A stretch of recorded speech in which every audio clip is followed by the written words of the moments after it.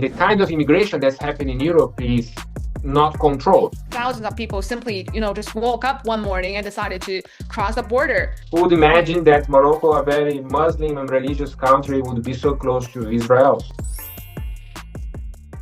All right, welcome back to Power in Perspective with Abby and Leo. Well, Leo, today I want to start with a place that I think many people have never ever even heard of. It's called Ceuta. It's a tiny Spanish city on the northern coast of Africa with a population of just over 80,000 people. But around 72,000 migrants crossed into the city from Morocco in just a matter of days, and at least 75 people lost their lives. So Spain deployed the military, European governments called emergency meetings, and suddenly this small border town became the center of Europe's biggest migration story this year. So Leo, before we get into the politics, can you first explain one simple question? Why does this tiny city matter so much? So why Ceuta? All right, Ceuta is a very interesting place because it's in North Africa, and many people they question why it's part of Spain when it's not located in the Iberian Peninsula. It's not in Europe, it's in North Africa. Well, that piece of land was conquered by Portugal around 600 years ago, and then Spain took it. It's a long story. You can check it. You can Google it online. And but what's happening today? What's happening today is very important because Pedro Sanchez, he's having some problems with Israel and United States because Spain didn't support the American bombardment of Iran. Pedro Sanchez was completely against this American aggression against Iran. He didn't allow American jets using Spanish bases. So somehow Spain and America and Israel, they had some problems. Also Spain, Pedro Sanchez, who is the prime minister of Spain, he is getting very close to the Palestinian issue. He recognized Palestinian states, the Palestinian states, and somehow he's become an enemy of this alliance, American-Israeli alliance. Spain became somehow the leader of the Palestinian cause in the West. What's happening nowadays is that I know geopolitics is something very complicated because Morocco, even though it's a Muslim country, it is very close to the United States and Israel. I don't know if you know, guys, but Morocco has a king, and the king is very close to Israel. Recently, Trump recognized Western Sahara as part of Morocco because there's a part in the southwest of Morocco that there are some issues of recognition. Some countries or some groups, they don't recognize Western Sahara as part of Morocco. And Trump said, no, it's part of Morocco. Somehow I could say Morocco is closer to the Israeli and American side, and Spain is in the opposite side. Actually, Spain nowadays became a leader of the pro-Palestinian movement in the West. We are going to discover with time what's going on, but it's clear that there is something behind it. Many people, they accuse the government of Morocco of inciting this invasion, right? Because somehow Israel also, they say that Israel is also supporting this immigration crisis because Israel wants to give Spain a lesson saying, look at you. You talk about us, we talk about not treating Palestinians with dignity, we talk about us being a colony in the Middle East, but you have cities in North Africa, so who are you to lecture us? So actually there is a lot of politics behind it. It's a very interesting case of geopolitics, and this is what's going on behind this crisis. So what's going on basically is that Spain is nowadays a very pro-Palestinian country, and Morocco is a very pro friendly, very pro-Israeli country in that region. Okay, many people see this simply as a migration story, but Ceuta and there's another place called Melilla are also remnants of Spain's colonial history in North Africa, right? So Spain has controlled them for centuries, like you said, while Morocco has never given up its territorial claim. So I was thinking for Spain, what does keeping Ceuta represent? And for Morocco, why does it matter so much, to get it back? Well, for Spain, when you have a peace in North Africa, it means you basically control the both sides of the Mediterranean Sea. So you have lands in North Africa, and your country is in the Iberian Peninsula. So somehow your territory touches the Mediterranean Sea by both sides, and it is very important. Geography gives power to countries. The Mediterranean Sea is historically, not just today, but historically has been extremely important. So it gives a country too much power. And Morocco somehow, they see those regions, those territories are as part of its own territory. They say that it was part of this colonial area that's no longer acceptable. Morocco wants these lands back. And it seems that behind the scenes, Israelis, they support Morocco because they want to inflict pain on Spain, and they want also to keep getting closer and closer to Morocco. Morocco is a very important Muslim country that is very friendly to Israel. So as you can see, in this world, there is no white and black. Everything is gray, Who would imagine that Morocco, a very Muslim and religious country, would be so close to Israel? So you see, life is, as I said, life is not black and white. So this is what shows. And also, for example, Trump, at the same time, Trump is accusing this migrant invasion, as he said, because in America it's a very sensitive topic. He wants to show the American audience that, look, if you don't like me, the same is going to happen in America. So be careful, because soon you're going to have midterm elections. And immigration is a very hot topic in America and Europe. Yes, it's a very hot topic. It's basically the most important topic is many people in the West are a bit, I could say, tired of immigration, because, of course, I'm not against immigration per se. I think most people are not against immigration per se, but the way things are happening, the kind of immigration that's happening in Europe is not controlled.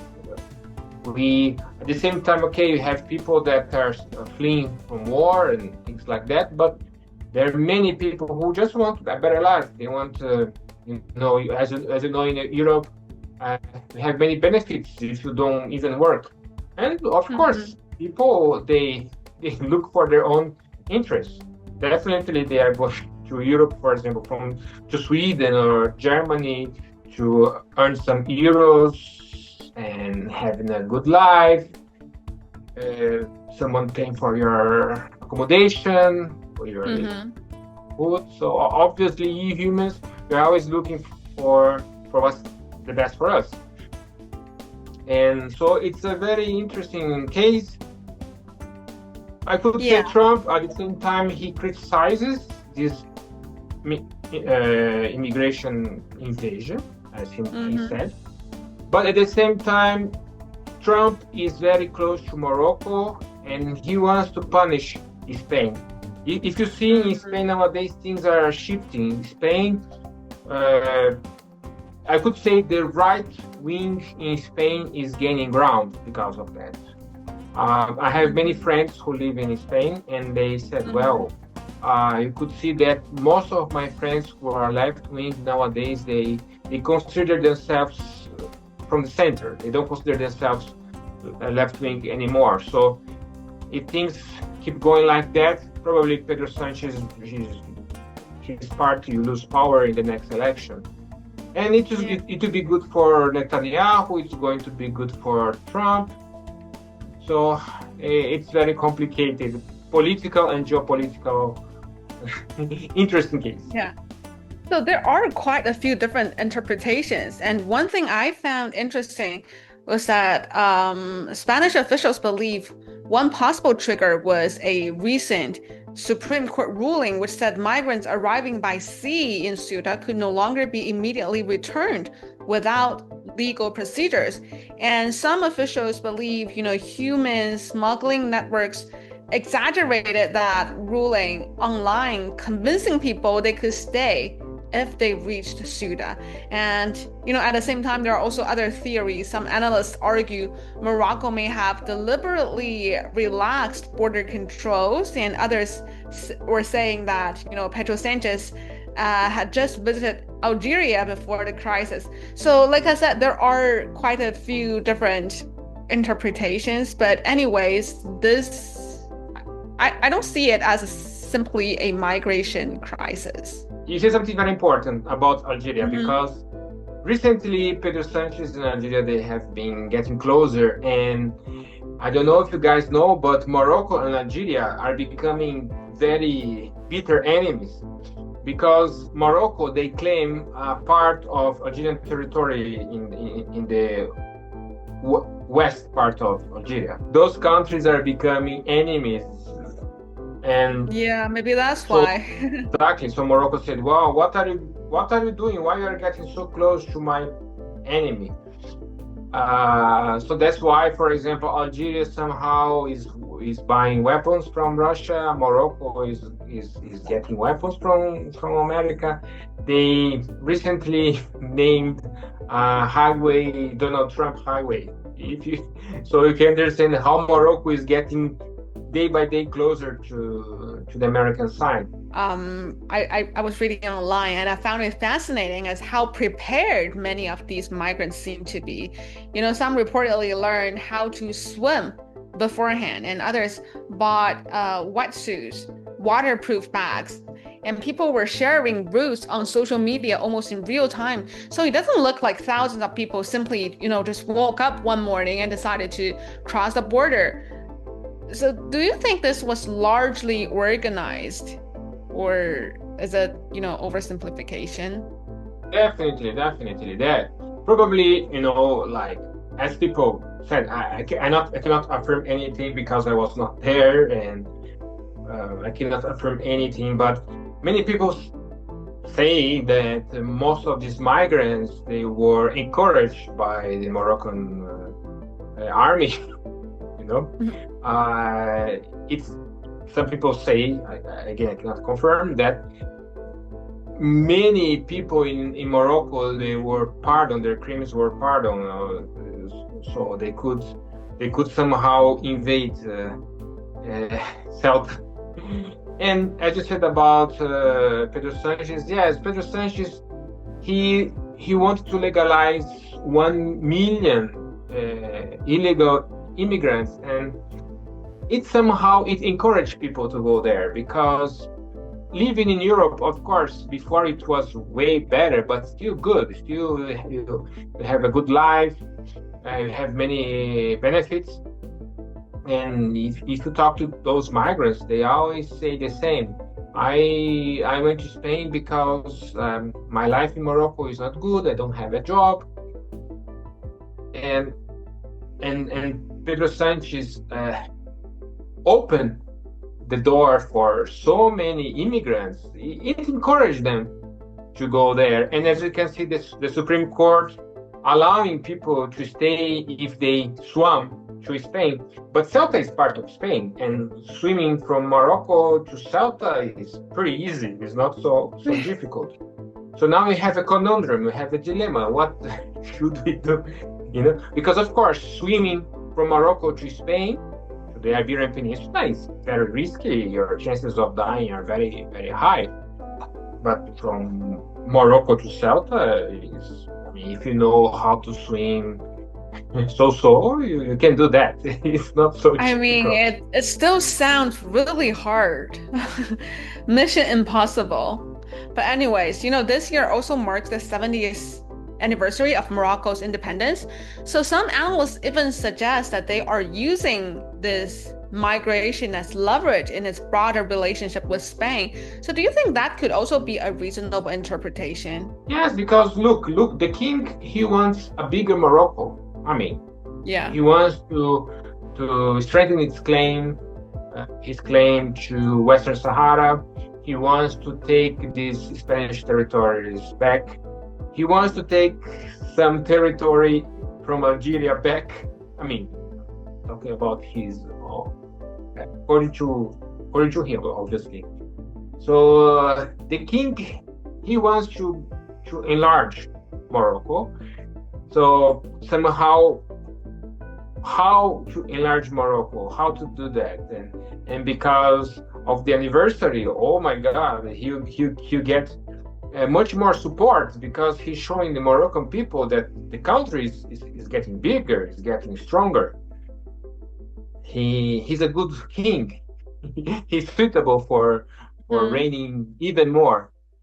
He took a good a good time to do that because, as I said, Morocco is planning to expand its borders. As I said, Western Sahara definitely is Morocco now, according to him, and I think according to most countries. Uh, Now we want to take these Spanish territories back, and we want to take some land from Algeria. So Morocco is on the rise. So it's helping him. It's helping his popularity. After a few days, the latest update is actually quite interesting as well because you see, according to Spain, roughly about 72,000 people entered Ceuta, right? And around 70,000 have already returned to Morocco. So, despite the very dramatic headlines, almost nobody actually entered mainland Spain. But the political reaction across Europe was very fast, very immediate. France strengthened border controls, and several governments pushed for emergency meetings. Italy even questioned its Schengen arrangement with Spain. So, why do you think the reaction was so strong? Because, I mean, from my perspective, the crisis was largely contained inside Ceuta, isn't it? But that's the point. That's why things happen like that. The king of Morocco was very wise. He wanted to make Pedro Sanchez weak. He wanted to weaken his position, his Mm-hmm. political power, and definitely many people now are complaining that how can you do that? Why you are allowing your country to be invaded? Because it was in the news around the world. And recently, Spain won the World Cup. People should be happy. Oh my God, we won the World Cup. So when your country gets, for example, something so important as a World Cup title, your politicians somehow they reap the benefits. But things change completely. People forgot about the World Cup. Now in Spain, everybody talks about this immigration crisis. Everybody's talking about that. The right Mm-hmm. is on the rise. So there is a chance that in the next election, uh, Pedro Sanchez or his party, you lose power. And this is it is good for everyone. It's good for Netanyahu. It's good for the King of Morocco. It's good for America. And those countries in Europe, why they did that? They did that because, as I said, immigration now is a hot topic in Europe. Immigration is viewed negatively nowadays for most countries in Europe. Since Angela Merkel in 2015, around 12 years ago, she opened the doors to many Syrian refugees. And not all of them could find jobs. Many started committing crimes. Things got worse in Germany. So immigration is a very hot topic in Europe. Many countries in Europe they are against immigration. Even political parties that are from the left nowadays they don't openly say that we are in favor of immigration. I think Pedro Sancho was the only politician that was openly in favor of immigration, saying we need more immigration, we need more immigration. And of course, many people, they wanted to go to Spain because if Spain is opening the door, and in my country things are not looking good, I cannot find a job, I should move to Spain. So if you see, not just Moroccans, they invaded Ceuta. Yes, also Senegalese, Africans, or people from other countries in the region. So many countries in Europe, they are questioning. Many countries in Europe, edit this please. So many countries are questioning it because they say, well, okay, why should we keep opening our borders to Spain if Spain is allowing so many immigrants that probably they also come to our countries? And of course, to say it is symbolical. These countries, they want to get political points. Italy wants to get political. All the countries that criticize Spain, they want also some political points. They want to show their voter base that, okay, Spain is doing that, but I am doing my part. I am protecting our country. Because, as I said, it's very difficult in Europe to win if you are in favor of mass immigration.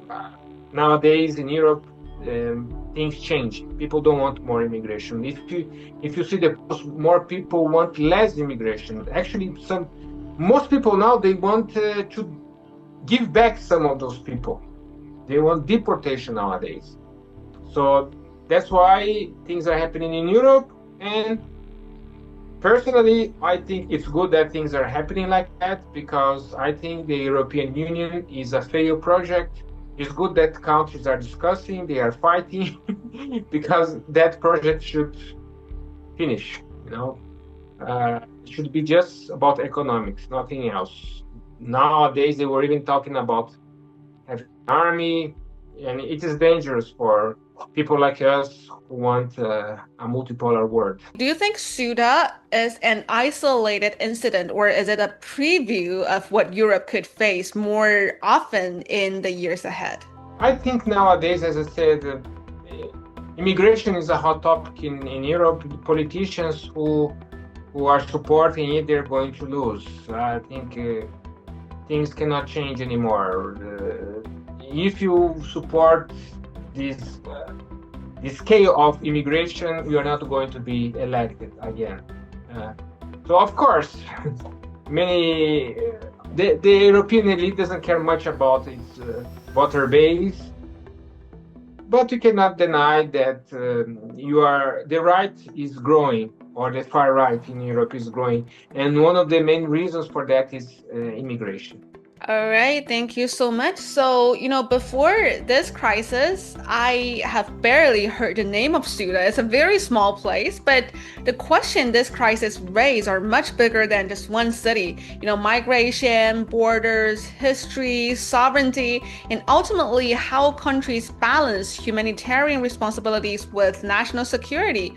Well, I guess that's all for today's episode of Power and Perspective. Thank you so much. And thank you so much to all of you who are watching. I'll see you next time.